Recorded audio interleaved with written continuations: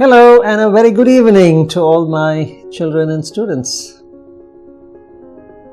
I guess all of you are getting very ready for the last assault. Your PU exams are over, you've done very well, and now your competitive exams are starting. And trust me, before you realize it, whoop, it'll all be over. But I'm sure you're all thinking, hey, 2 years of preparation, 2 years of study, it's all coming down to this. And because of that, you may be taking a lot of stress, getting a little panicky, getting a little anxious before the first exam that you're going to write. And this video is just to tell you all, hey, chill, relax, don't fret. It ain't so difficult after all. The JEE Main exam that you're going to write is actually a very simple exam. Many of you all have written mock tests. If you go back and look at your own papers and you do the own analysis, you look back to the papers, tell me, how many questions, percentage of questions there are straightforward theory or conceptual questions, especially in chemistry and physics? Close to 25% of the questions are just straightforward theory or concept questions. You're thorough with your PU portions, you will solve those questions. Another 30% of questions are application problem solving questions that are again straightforward. These are problems we've covered in class, they're not new. You've seen them, you know how to solve them, the standard formula that are there, you know the formula, you know the logic problem type, you will solve it. So 30 plus 25, that's 55% of your paper. More than half your paper is straightforward and standard questions. Trust me, if I took out these questions, put it separately, gave it to you and said, hey, this is a easy paper for you, and I gave it to you, you will just crack that paper, that 55, 60 questions out of the 90, you would finish it in 2 hours, 2.5 hours, and trust me, you will do it very well. You solve 2 questions, 3 questions, you start doing well, you get in the zone, you feel, hey, this is going well, and tuck, you'll finish it off. Once you get in the rhythm, once you get the feel of, hey, I know how to solve this, you will finish out that paper very quickly. But why is it that children don't perform as well in the actual JEE Main exam? Same questions in the JEE Main exam, you don't perform as well. Very simple. It's just that in the actual JEE paper, along with these easy questions, they have interspersed it with some difficult questions, some lengthy questions, some googly questions that you don't know how to solve. They've interspersed these questions over there just to throw you off your rhythm. And most of the children fall for that. They go hit this roadblock, get stuck up over there, lose their rhythm, and they are not able to finish those questions that they actually should be able to solve. Why are you writing the JEE Main exam? 2 purposes. 1, to qualify to write the JEE Advanced, and 2nd, to get a seat in the NIT. What is the qualifying mark to go to JEE Advanced? Yep. Last year was 80. Generally it is around 95, 100. So keep 100 also. 4 marks per question, you want 100 marks. How many questions do you need to answer? 25 questions. And you yourself told me that there are 25 theoretical, conceptual, simple questions in that paper. So if you simply want to pass the exam and qualify for JEE Advanced, you only have to answer 30 questions, scan through the paper, find those 30 questions, take 1 hour, aram se, so you take 1 hour for 10 questions, 1 hour for 10 questions, 1 hour for 10 questions. It's a lot of time. Aram se answer it. Trust me, you will finish the paper, get the 100 marks, guaranteed. Because the JEE Main paper is based on your NCERT books and theoretical questions are straight away lifted and given to you all. So passing is no big deal. Now you want to join the NIT, you want to get a good department in NIT, suppose you want to get to information technology at REC Surathkal and you're a Karnataka student, you need to get around 200 marks. You want to join chemical engineering, civil engineering, 160 marks. So if you give 200 marks, 4 marks per question, you need to answer only 50 questions out of the 90 that are there. And again, you yourself agreed that there are 55 questions that are either theoretical or direct application of problems. So joining the NIT is also completely within your grasp. It all depends on, in that examination hall, do you let the examiner trick you and let you lose your rhythm, or you're smart enough to say, boss, I know you're trying to fool me, but I'll be one ahead of you, I will keep my cool. And that's all it boils down to. How do you keep your cool, keep your rhythm, don't get into a panic mode, don't get into a frustration mode, but are able to go and find the easy questions and finish them.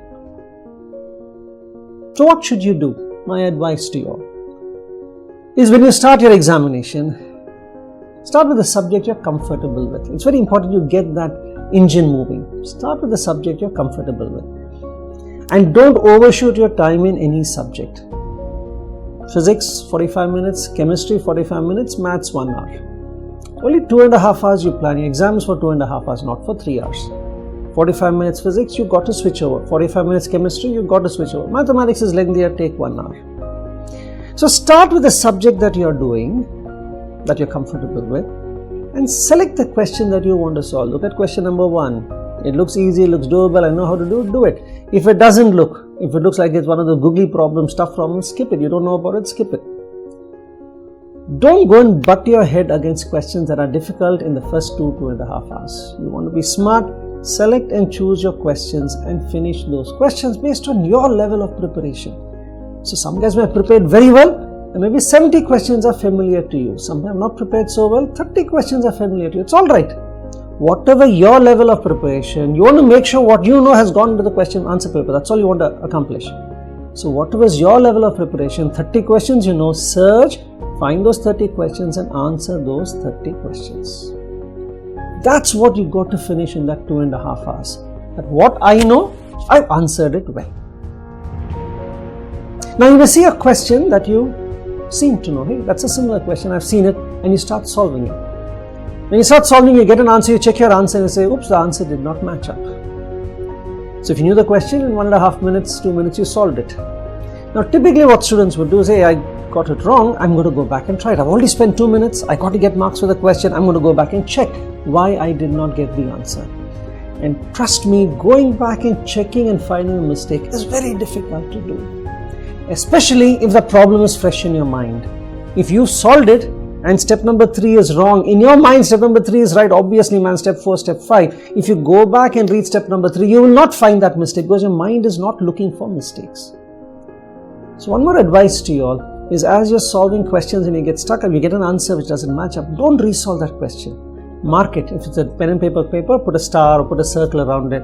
If it's an online paper, in your rough sheet, mark down this question. This is a question you should be able to get, but you don't get the answer now. You will be able to solve it when you have a fresh mind once again. And when do you have that fresh mind? 2.5 hours, finish off all your easy questions. You have the last half an hour left. At that time, come back to the question that you did not get earlier. Now you already solved 25, 30, 40 questions. You feel confident, you're in the rhythm, you're going, you're feeling nice about yourself. And you've changed your mind from that problem to a different problem. Now you go back and see a solution, you'll pick the mistake in the 3rd step. Because your mind is fresh and alert. So if you know how to solve a problem, you solved it, you didn't get the answer, my advice is, don't resolve it immediately, mark it and go ahead. When you finish off the 2.5 hours, last half an hour, I said there are 7 questions I should have been able to solve, I didn't solve, go back and solve the 7 questions. Half an hour, you have 5 minutes per question, aram se solve it, you will find the mistake, you will solve the 7 questions, you will come out smiling and confident because your mind was alert when it wants you to do that. So end of the day, miracles are not going to happen. It's not that I studied so much and then magically I'm going to solve all the questions over there. It's not going to happen. And you don't know whether the paper is going to be very easy or very difficult, but you know for sure if it's easy for you, it's easy for the next guy. It's difficult for you, it's difficult for the next guy. All you need to be smart about is, have I been smart in the exam that what I know, I have solved and I have come out. So please don't go to the examination all saying, I'm going to finish, I'm going to get 300 marks. That means I should only get 60 marks, I can lose. 60 marks means I can leave out only with a negative mark, 12 questions. So only 12 questions I can leave, I should finish all the remaining questions. The moment you start thinking of that kind of a target, you start the first paper, 4 questions you skip. You say, oh, I've already skipped 4 questions, only 8 more questions I can skip. Then you go to the second paper, 6 more questions you skip. Oh, I skipped 10 questions, what will I do? I'm going to miss it, I'm not going to get my 300. You're only thinking negative. That's the worst way for you to boost up your system. You got to think positive. Don't go thinking how many questions I can afford to skip, what marks I have to get. Go thinking, I got to make sure every question, easy question that I know, I'm going to crack it. So you crack 3 questions, feel good, I got 3 easy questions, let me find 3 more. If we get a 10, I got 10 easy questions, fine, great, I'm going to do 10 more. keep count of how many you're getting. Feel good about how you're getting. Feel happy about how you're getting. Don't worry about how many you skipped, how many you left out, because that is a smart thing to do. If you didn't know it, skip it. It's smarter than breaking your head and getting wrong answers with it and getting into a negative spiral. You only have to do 25 questions to qualify, 50 questions to join the NIT out of 90 questions. Trust me, you know much more than that. I'm certain you'll do very well. Confidently go write the examination, go with a smile, think positive, pray hard, and do your best. All the very best, and God bless you.